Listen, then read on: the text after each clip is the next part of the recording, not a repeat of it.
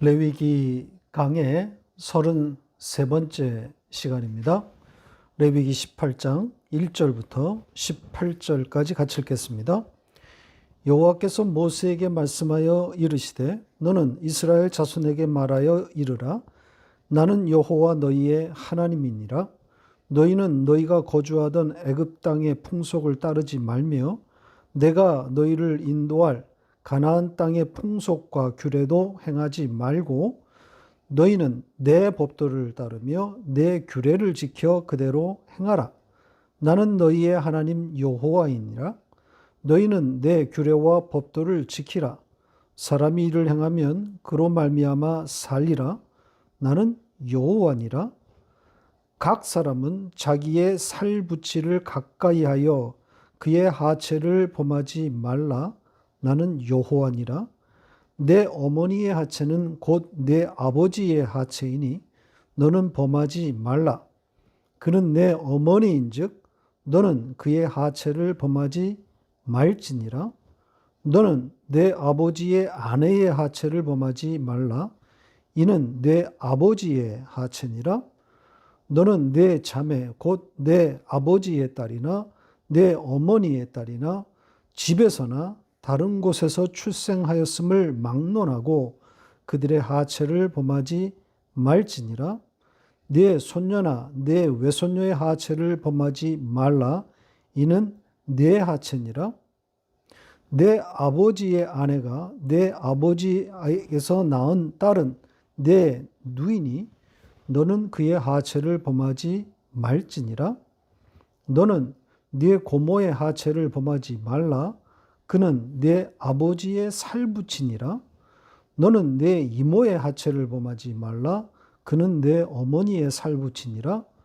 너는 내 아버지의 형제의 아내를 가까이 하여 그의 하체를 범하지 말라. 그는 내 숙모니라. 너는 내 며느리의 하체를 범하지 말라. 그는 내 아들의 아내이니 그의 하체를 범하지 말지니라. 너는 내 형제의 아내의 하체를 범하지 말라. 이는 내 형제의 하체니라. 너는 여인과 그 여인의 딸의 하체를 아울러 범하지 말며 또 그 여인의 손녀나 외손녀를 아울러 데려다가 그의 하체를 범하지 말라. 그들은 그의 살붙이이니 이는 악행이니라. 너는 아내가 생존할 동안에 그의 자매를 데려다가 그의 하체를 범하여 그로 질투하게 하지 말지니라. 아멘. 성경은 온통 명령으로 가득하다 그랬죠. 하라, 하지 말라로 가득하단 말입니다. 그런데 놀랍고도 또 이해되지 않는 것은 하나님은 지속적으로 명령하시는데 인간은 또 그 명령을 지속적으로 거부하고 그 반대의 길로 간단 말입니다. 오늘 읽은 말씀에도 애굽의 풍속, 가나안의 풍속을 좇지 말라고 하는데 이스라엘은 기다렸다는 듯 정확히 그 반대의 길로 간단 말입니다. 그러니 명령하시는 하나님의 면이 서지 않게 되는 거죠. 하라는 것은 하지 않고 하지 말라는 것만 골라서 하는 것처럼 보이지 않습니까? 이 패턴은 예외가 없습니다. 이스라엘 역사 내내 반복된단 말이죠. 이스라엘 뿐이겠습니까? 구원받았다고 하는 우리가 또한 그렇지 않습니까? 속사람이 지향하는 바대로 가지 않고 늘 겉사람, 육신을 따라 죄의 법을 섬긴단 말입니다. 탐심, 곧 우상숭배인 거죠. 거기서 벗어나지 못합니다. 하나님을 잘 섬기겠다고 속 사람은 마음 깊은 곳에서 말하고 있는데 나타나는 모습은 그 하나님은 없고 자기만 있단 말이죠. 가끔, 아주 가끔은 속 사람의 지배를 받아 벅찬 찬송이 터져 나오기도 하고 자기를 부인하는 큰 헌신이 나오기도 하지만 이내 오래가지 못하고 결국 자기의 의의를 챙기는데 분주하게 된단 말입니다. 성령에 취했을 때, 말씀이 나를 장악할 때는 완전 다른 사람, 다른 삶이 나오는데 그게 오래가지 않는단 말이죠. 자, 그 상태를 성경은 죄와 불순종에 가두었다, 묶었다, 이렇게 표현한 거죠. 하나님이 그렇게 가두어 버렸다는 겁니다. 그 상태에서 벗어나지 못한다는 거죠. 그래서 인간은 자기를 섬기는 그 우상 숭배에서 평생 떠나지 못하게 되는 겁니다. 죽는 순간까지도 죽음이 다가왔는데도 자기를 붙들고 있는 거죠. 속 사람은 하나님 나라로 영원토록 옮겨감을 속삭이고 있는데 육신은 이 땅을 놓지 못하도록 또 속삭이고 있단 말입니다. 이 갈등이 격돌하면 인간은 여지없이 육신이 이겨버립니다. 그러니까 속 사람의 외침은 육신에게 늘 지는 거란 말입니다. 이것이 우리의 처참한 현실인 거죠. 속 사람이 시키는 대로 하지 못하고 육신을 따라가는 나. 마지막까지도 자기의 이름을 세상에 남겨보겠다고 발버둥을 친단 말입니다. 이제 곧 하나님 앞에 서게 되는 마지막 순간이 다가왔는데도 여전히 땅에 자기 이름을 새겨보겠다는 겁니다. 이게 인간입니다. 하나님이 이걸 모르시겠습니까? 아는 정도가 아니라 하나님의 창조와 그 설계에 들어가 있는 구조란 말입니다. 우리가 하나님이 아닌 이상 그분의 창조와 관련된 그 설계를 다 알 수는 없지만 인간의 그 말씀에 대한 반응 때문에 하나님이 당황할 수는 없는 노릇입니다. 선악과 사건 같은 인간의 배신을 하나님이 알지 못했고 그래서 당황한 나머지 원래 계획에 없었던 예수를 급파해서 그 죄를 변제하도록 한 것이라면 하나님은 자격이 없는 거죠. 그것도 모르고 인간을 만들어 세상에 보냈다는 것이 말이 됩니까? 그러느니 차라리 무신론자들이 주장하는 것처럼 인간은 신이 창조한 것이 아니라 우연히 화학적인 결합에 의해서 시작되었고 그 후 점차 진화되었다고 말하는 것이 훨씬 설득력이 있을 겁니다. 그래서 성경에 가득한 이 하나님의 명령을 잘 이해해야 하는 겁니다. 지켜내야 할 말씀 어떻게든 지켜내라는 것으로 읽으면 안 되는 거죠. 지켜내지도 못할 뿐더러 설사 지켜낸다고 해도 일시적이고 또 불완전한 지킴이란 말이죠. 결국은 그 명령에서 다 떨어져 나간단 말입니다. 지키지 못해요. 그런 주제면서도 조금 지킨 것을 가지고 자기를 과시하고 남을 정죄하지 않습니까? 그러니까 지켜야 할 명령으로 읽으면 이렇게 답이 없는 겁니다. 그럼 지키지 않아도 되니까 막 살아도 된다. 이런 말을 하는 걸까요? 어차피 지키지 못할 명령이니 개 무시하고 막 살아버리자는 건가요? 아니, 하나님이 하신 말씀인데 개 무시가 됩니까? 일부러 그 반대로 살겠다는 말이 성립됩니까? 하나님을 믿는다고 하면서 그분이 하신 말씀과 반대로만 살겠다. 이것이 어떻게 성립되겠어요? 이건 다 말장난입니다. 명령을 지켜내야 한다는 사람이나 막 살아도 된다는 사람들 모두 성경을 잘못 읽고 있는 겁니다. 명령을 지켜내려는 사람이나 막 살아도 좋다는 사람이나 종착점은 같아요.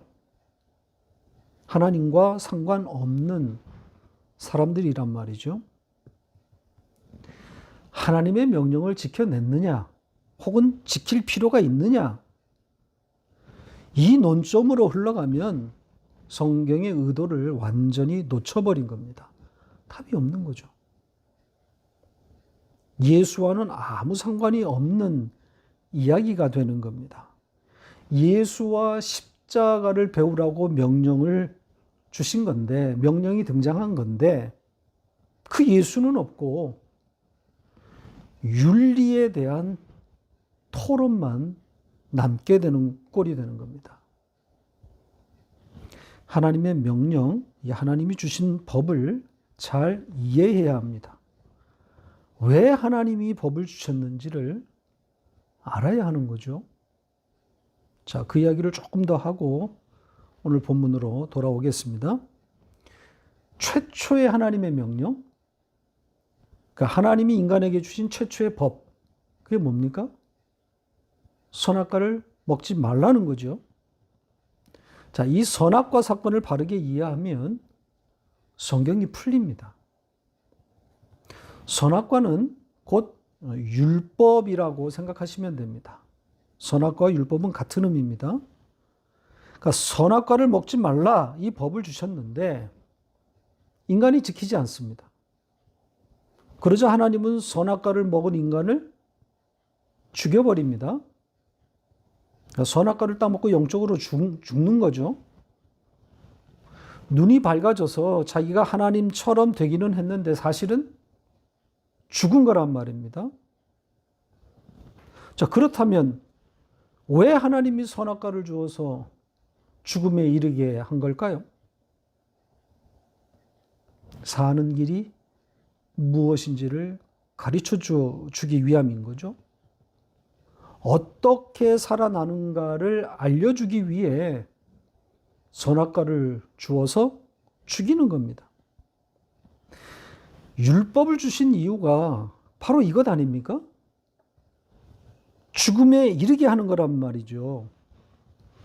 법을 지키지 않았음을 폭로시켜서 죽어 마땅한 자로 만드는 거란 말입니다. 그렇게 죽여놓고 사는 길이 무엇인지를 알려주시는 거죠. 사는 길은 오직 한 길밖에 없습니다. 십자가란 말이죠. 그걸 알려주기 위해서 선악과나 율법이 등장하는 겁니다. 자, 갈라디아서는 이렇게 대답합니다. 갈라디아서 3장 24절 25절 같이 읽겠습니다. 이같이 율법이 우리를 그리스도께로 인도하는 초등교사가 되어 우리로 하여금 믿음으로 말미암아 의롭다함을 얻게 하려 함이라. 믿음이 온 후로는 우리가 초등교사 아래에 있지 아니하도다. 법은 그리스도께로 인도하는, 안내하는 선생이다, 초등교사다, 이렇게 말하고 있죠.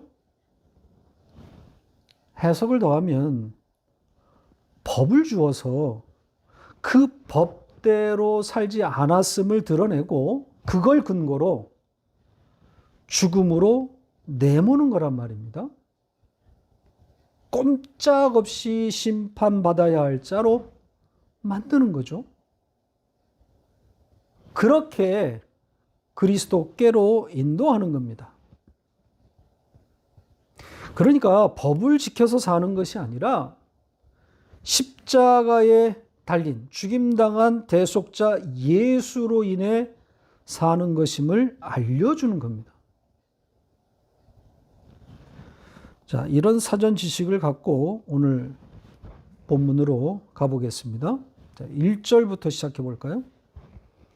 역시 익숙한 표현이 등장합니다. 자, 이 문장의 첫 단어가 뭐겠어요? 말씀하셨다입니다. 진리의 선포라는 거죠. 진리이신 예수 그리스도가 담겨 있다는 겁니다. 자, 이 진리를 담은 이 말씀의 첫 내용이 뭡니까? 2절에 있는 대로 나는 여호와 너희 하나님이다. 이겁니다. 나는 여호와다. 나는 너희의 하나님이다. 이 표현이 반복해서 등장합니다. 왜 이런 표현을 쓰시는 거겠어요? 당신을 알리시겠다는 의도를 담은 거죠. 이 명령을 통해서 하나님이 어떤 분이신지를 알리고자 함입니다. 그러니까 하나님이 명령하시는 이유가 바로 이겁니다. 명령을 주신 이유가 바로 이겁니다. 나를 알아라. 내가 누구인지를 알라. 이겁니다. 복음을 알려주려는 겁니다. 명령을 어떻게든 지켜내라. 이게 아니란 말이죠. 당신의 독생하신 아들을 통해서 이루신 그 구원을 알려주기 위함입니다. 인간이 하나님의 명령을 지켜낸다고 한들 하나님께 그게 무슨 의미가 있겠어요? 하나님께 어떤 이득이 돌아가는 것도 아니란 말입니다. 더구나 선악과를 따먹은 인간은 하나님의 명령을 지켜내지도 못합니다. 인간의 율법 지킴, 이것이 얼마나 한심한 수준인지 아시는 하나님인데 인간의 그 율법 지킴에 하나님이 감동하시겠냐고요. 하나님의 관심은 다른 데 있습니다. 진리를 알려주려는데 목적이 있는 겁니다. 예수와 십자가가 필요함을 가르치려는 겁니다. 자, 이제 명령의 구체적인 내용으로 들어가서 살펴보도록 하겠습니다. 명령은 애굽의 풍속과 가나안 풍속에 대한 언급으로 시작되고 있습니다. 하나는 그들이 과거에 경험했던 풍속이고 또 하나는 앞으로 만나게 될 미래의 풍속입니다. 자, 그들의 풍속을 따르지 말라는 거죠.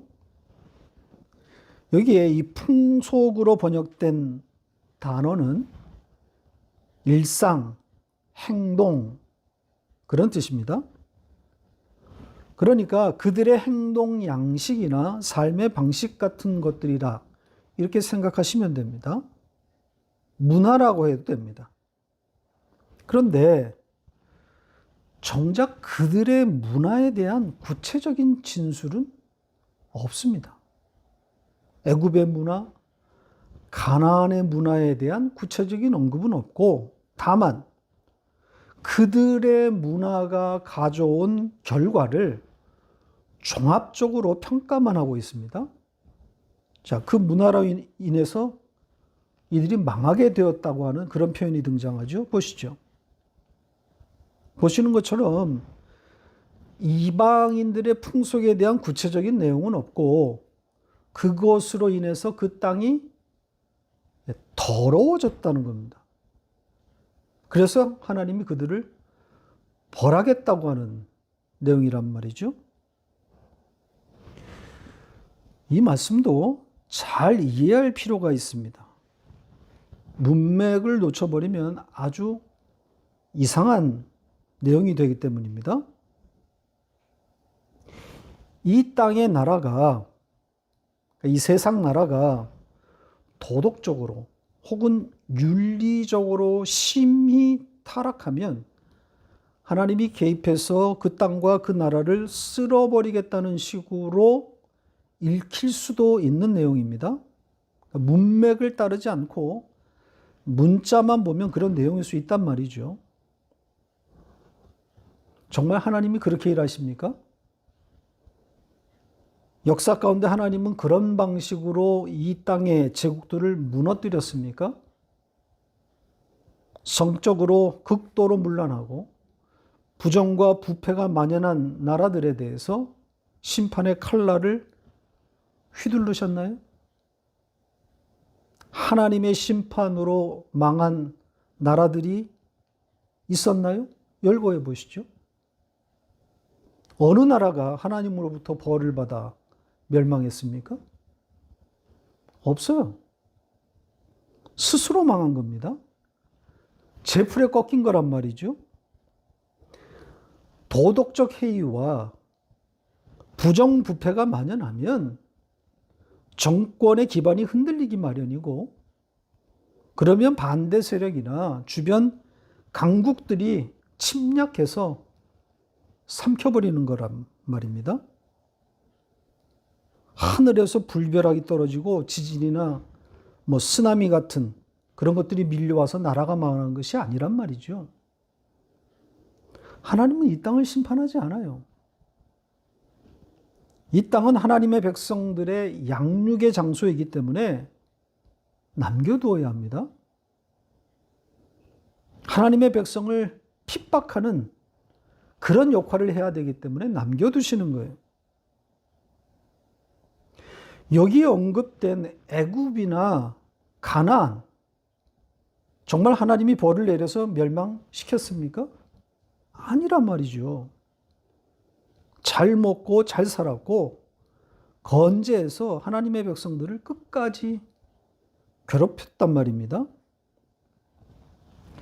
하나님이 이 땅의 악한 나라들을 찾아다니면서 벌을 주시는 거라면 세계대전을 일으켰던 독일이나 일본, 그리고 러시아나 미국 같은 나라는 벌써 사라졌어야 할 나라들 아니겠습니까? 세계 평화를 내용적으로 망가뜨리고 있는 나라들 아닙니까? 악의 제국들인 거죠. 그런데 하나님이 건들지 않아요. 왜요? 하나님의 관심은 다른 데 있기 때문입니다. 바로 여러분인 거죠. 하나님의 택한 백성에게 있습니다. 그들에게 당신을 알리는 거란 말입니다.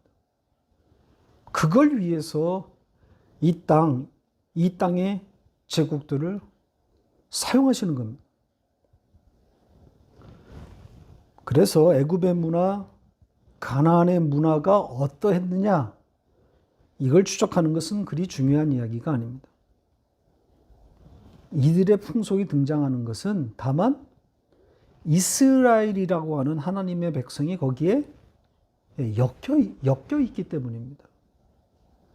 이스라엘이 이 풍속을 따르게 될 예정이기 때문에 이 명령이 등장한 것뿐입니다. 애굽이나 가나안은 세상입니다. 그러니까 애굽의 풍속과 가나안의 풍속은 이 세상의 삶의 방식을 말하는 거죠. 좋은 말로 세계 질서, 시대 정신, 이런 겁니다. 이 세상을 떠받치고 있는 질서, 윤리와 도덕 같은 거죠.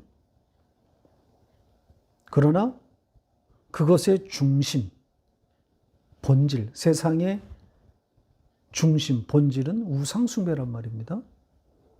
저마다 자기를 섬기는 거예요. 개인이나 국가 모두 마찬가지입니다. 자기 민족, 자기 나라밖에 없는 거예요.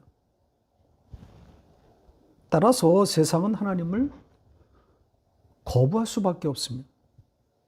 절대자 하나님이 등장하면 안 되는 거죠.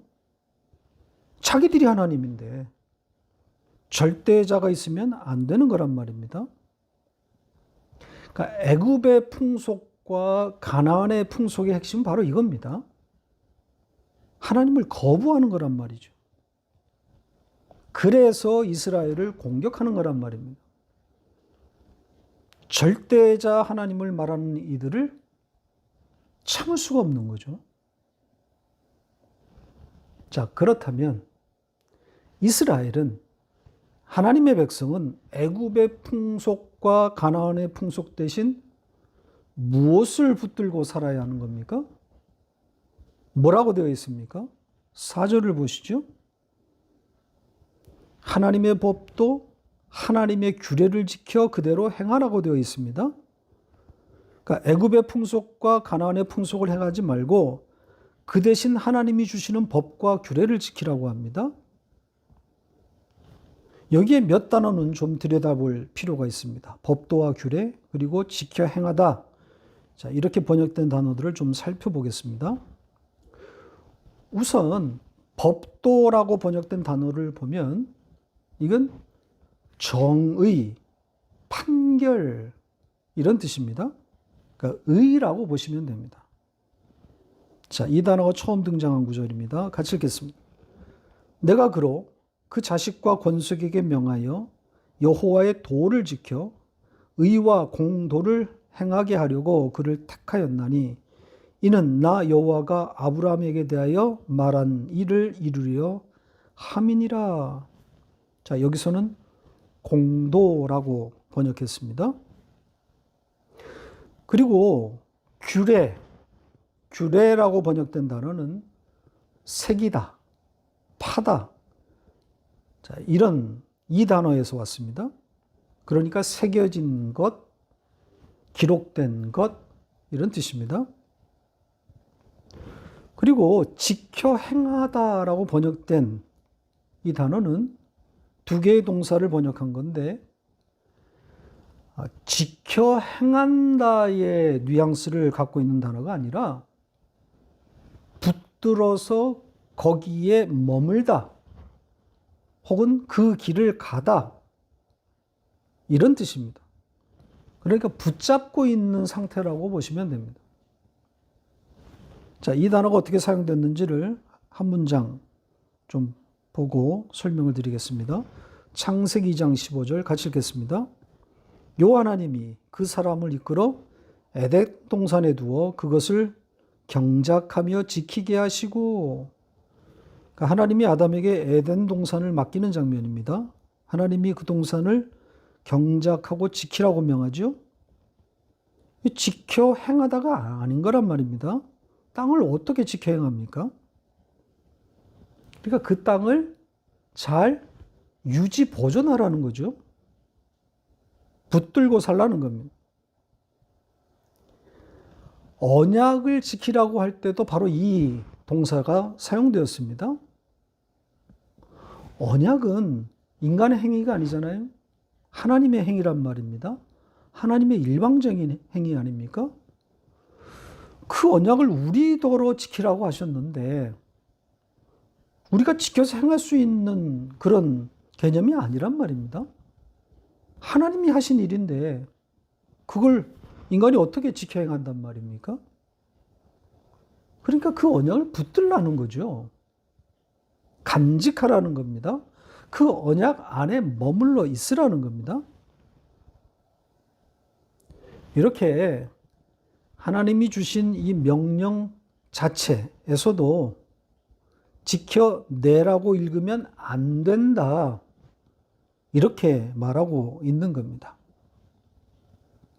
자, 이런 이해를 갖고 있어야 6절부터 나오는 이제 구체적인 그 명령들을 읽고 해석할 수가 있습니다. 그렇지 않으면 6절부터의 내용이 얼마나 이상한 이야기가 되는지 모릅니다. 지금 앞에서는 거창하게 애굽의 풍속과 가나안의 풍속을 버리고 하나님의 법도와 하나님의 규례를 지켜라.